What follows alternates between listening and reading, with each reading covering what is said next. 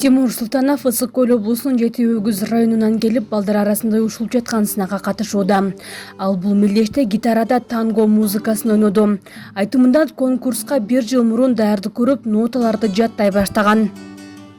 Эжейим өзү Караколдон келип бизге сабак берчү. Бул конкурска 1 жылдан бери даярданып жүрөм. Аякы пьесанын 1 айда бүтүп калдым ошондо. Тангону пьесанын аты «Танго». Өзүм эле мындай отуруп издеп жүргөм, эмнени чертсем деп 4-чү пьеса свободно болуп калган. Угуп калдым да, танго мындай чыгып калып угуп көрөйүн дедим. Абдан жагып калып, нотаны табып, нотасын жаттадым ошо. Музыкалык кароо сынакка 6 жаштан 14 жашка чейинки жалпы 600 бала катышты. Анда балдар фортепиано, кыл аспаптар, үйлөмө аспаптар жана улуттук аспаптарда ойношуп, өнөрлөрүн тартуулашты. Прошел конкурс.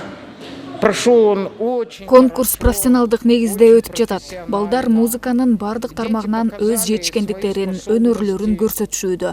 Биз жаңы талаптарды көрүп жатабыз жана сынак өткөн жылга салыштырмалуу бир топ алдыга жылганына күбө болуудабыз. Мунун негизинде ушундай сынактарга көбүрөөк көңүл бурулса деген ойду айткым келет.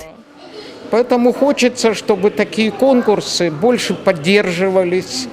Иш-чаранын негизги максаты профессионалдык балдар музыкалык мектебинин билим берүүсүн өнүктүрүү жана өстүрүү. Балдардын чыгармачылык изденүүсүн аныктоо жана жөндөмдүүлүктөрүн өнүктүрүү.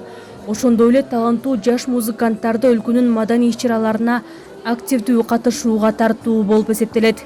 Бизде бүгүн абдан сонун музыкалык майрам болуп жатат, анткени 2-чи эл аралык обон аттуу музыкалык кароо сынагыбызды өткөрүп атабыз. Биздин кароо сынакка 6 жаштан 14 жашка чейин балдарды катышты.